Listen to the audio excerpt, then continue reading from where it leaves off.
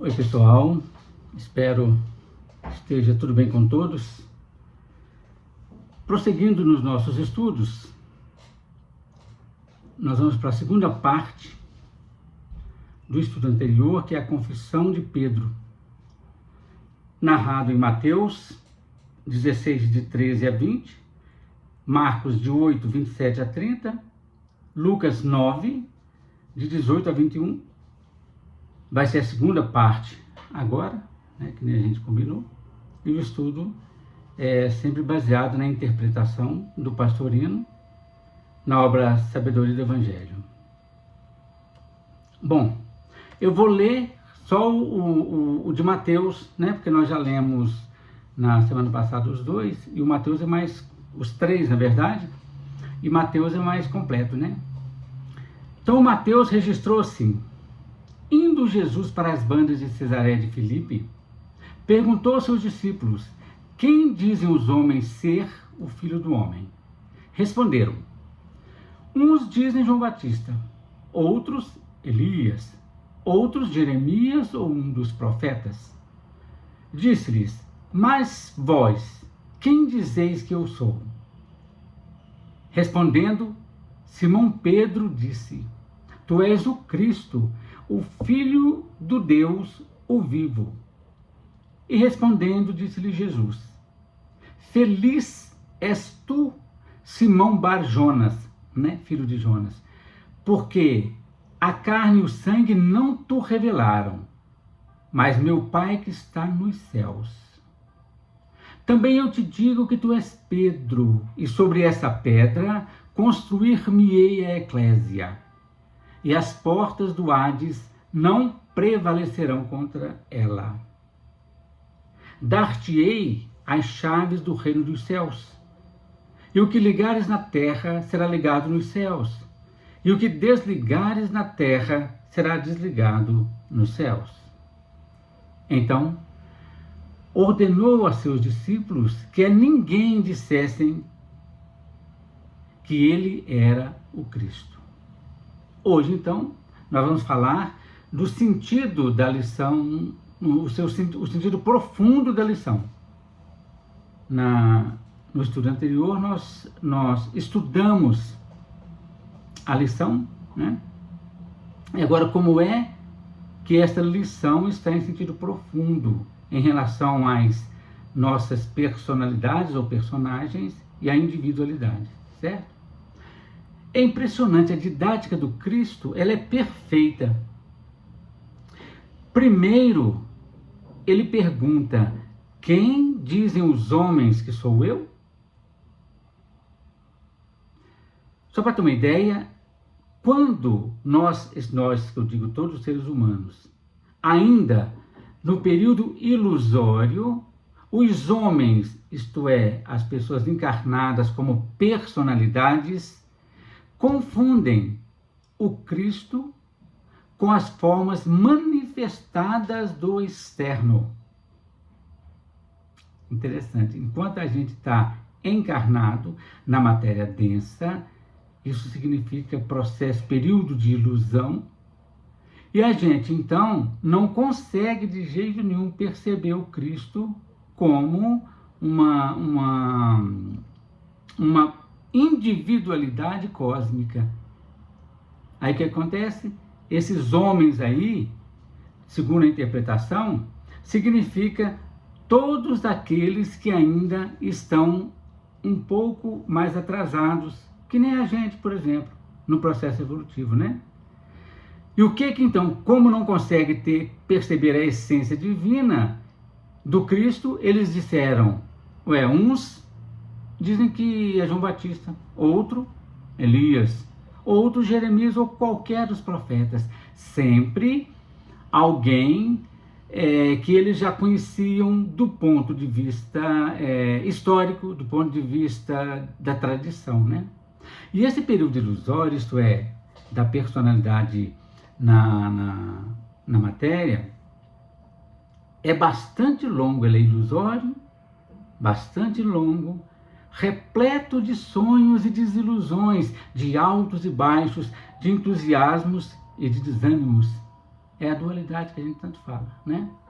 Mas a resposta do Pedro: tu és o Cristo, o Filho do Deus, o vivo, reflete verdade perfeita, que só espírito já evoluído pode perceber. É importante a gente entender isso, porque o Pedro está na gente, tanto o Pedro encarnado com suas dúvidas, né, com seus anseios, mas também o Pedro já evoluído. Então são dois estágios aqui muito interessantes, né? Pedro, então, como personalidade que estava ali, já estava extremamente evoluído em relação aos demais homens, né? Porque ao Cristo, com certeza, não interessava de jeito nenhum a opinião dos outros, mas sim a opinião do próprio Pedro, que ali simbolizava todos os que já atingiram esse grau evolutivo. E que, ao chegarem aí, passarão por um exame idêntico. Todos nós, então, gente, um dia, Jesus vai dizer para nós: quem você acha que é o Filho do Homem? Para cada um responder. Vamos ver o que nós vamos responder. Se nós já estivermos bastante, não é falar de boca para fora não, se nós já estivermos bastante evoluídos, nós vamos entender o que Pedro disse: tu és o Cristo, o Filho do Deus, o vivo. Né? O Cristo prossegue: que pensais vós mesmos de mim? Olha a didática. Primeiro ele pergunta: o que o povo aí está falando de mim? Agora, o que vós mesmos, vocês mesmos pensam sobre mim?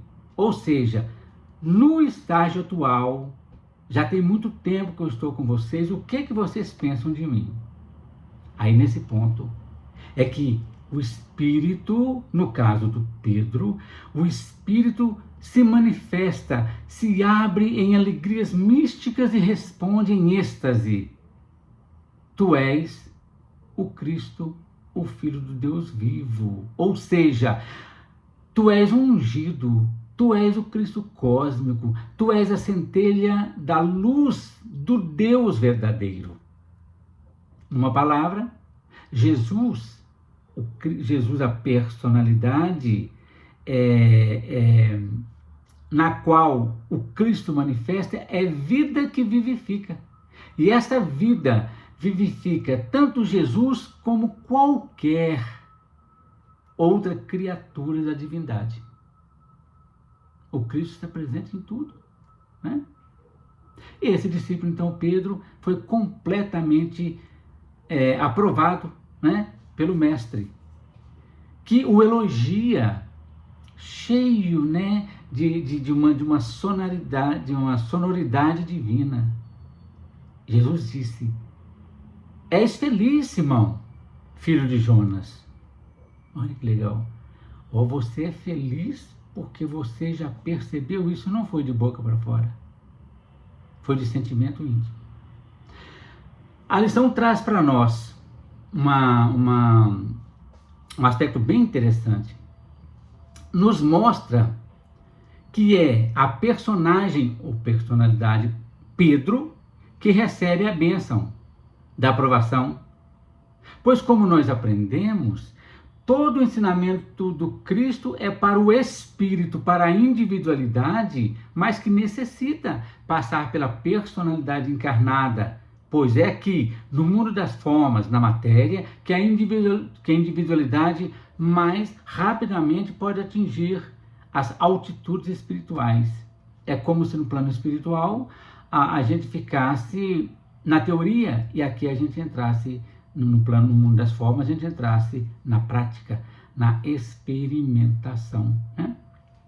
Portanto, estamos na matéria para evoluirmos como personagem. E quanto mais evoluída é essa personalidade, mais evoluída, mais possibilidade tem a individualidade de dirigir aquela pessoa. Quanto mais a personagem evoluir, mais fácil é para a individualidade dirigir a sua manifestação. É mais ou menos que nem um médium. Um médium, quanto mais equilibrado ele é, mais fácil é o contato dele com o mundo superior, né? A lição, então, ela nos mostra a importância da encarnação, pois se o espírito somente permanecesse nos planos espirituais fora da matéria, a encarnação seria inútil. Não precisava dela, né? E nada há inútil na natureza. No Livro dos Espíritos, a questão 175A, Kardec pergunta: como não se seria mais feliz permanecendo no estado de espírito? A resposta dos espíritos: não. Ficar-se-ia estacionário, e o que se quer é progredir para Deus. Então, é perfeito o elogio que Jesus fez a Pedro. O Kardec pergunta: a gente não seria mais feliz se a gente vivesse só no espírito? O Pedro, encarnado, já estava feliz. Por isso Jesus disse: feliz és tu, Simão Barjonas. Isto é, esse Simão que ouviu e obedeceu e seguiu.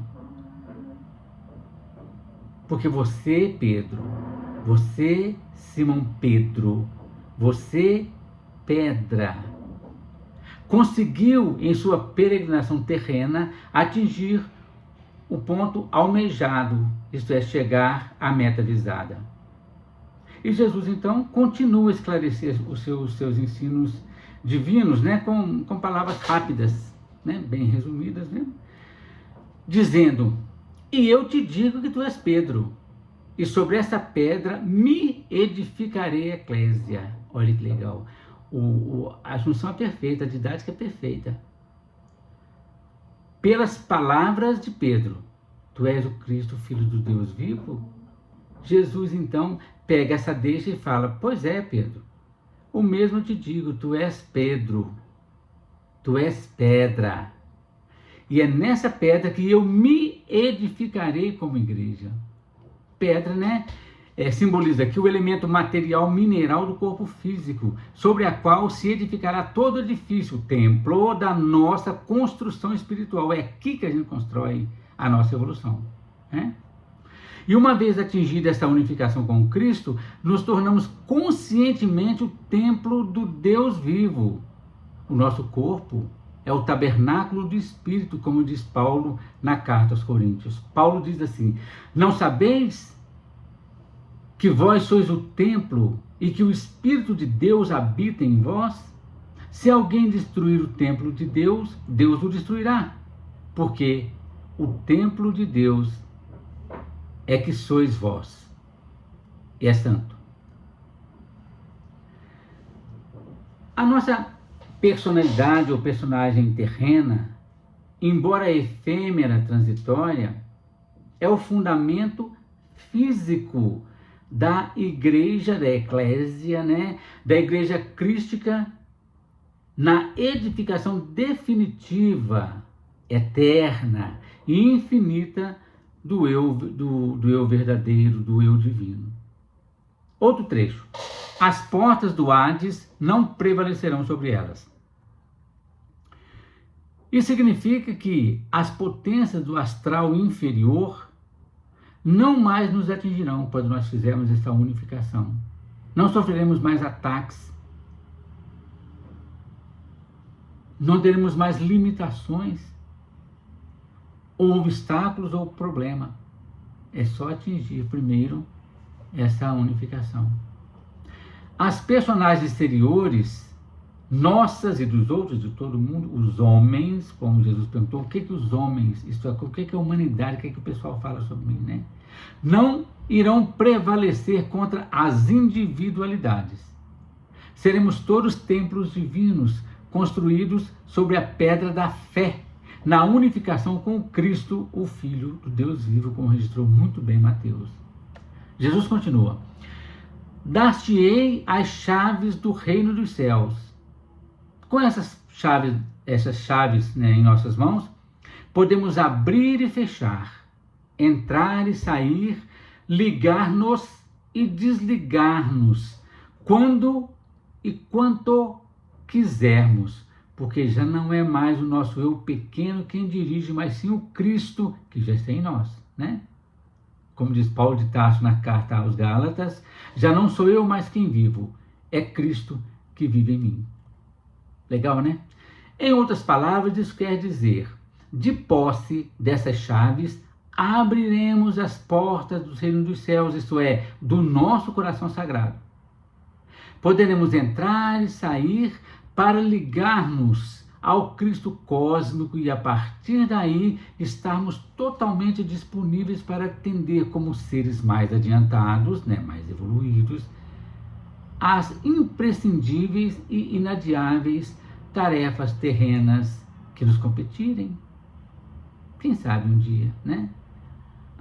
Quando já estivermos mais evoluídos, a gente não é convidado para fazer um trabalho de missão aqui na Terra, conforme todos aqueles citados, né, João Batista, Elias e outros profetas. Estou falando só do nosso conhecimento religioso, né? Mas de todos os outros luminares que pisaram na Terra, não é isso? Mas para isso nós já temos que saber ligar, nos ligar e nos desligar, né? Para cumprirmos essas tarefas, né? E a frase é verdadeiramente conhecida em outro sentido. A gente pode traduzir essa verdade em outro sentido, que é: tudo o que ligarmos ou desligarmos na Terra, através da nossa personalidade, será automaticamente ligado ou desligado nos céus, ou seja, nos planos do Espírito. Com efeito, após o encontro, o reconhecimento e a união mística, somos capazes de, mesmo no meio da multidão, abrirmos com as nossas chaves a porta e penetrar no reino dos céus do nosso coração. Então, não haveremos mais nada a temer, não teremos mais temor, porque nós seremos donos de nós mesmos, porque o Cristo estará no coração de cada um de nós. Então, seremos capazes de ligar-nos e conviver sem interrupção com o amor pleno, pois o Cristo é um conosco. É Ele que vive em nós, que pensa em nós, que age através de nós, já que nosso eu pequenino, né, o nosso ego, foi completamente absorvido pelo eu maior e verdadeiro. Assim, nossos pensamentos, palavras e ações, todas terão repercussão direta no Espírito. E a última recomendação de Jesus, que ele sempre falava, né? Ele falava: a gente não fala disso para ninguém. Aqui que a gente comentou, né? Porque se vocês que estão comigo demoraram para entender isso, então não adianta levar essas questões para as outras pessoas, porque eles não vão entender, né? Então o que ele fala? A ninguém devem falar nada disso, porque o segredo da realização crística pertence exclusivamente à criatura que se unificou ao amado, né? Ao Cristo íntimo. Esse é o nosso amado. É o Cristo que habita em nós, no nosso coração sagrado. É a Ele que nós unimos. E mais ninguém.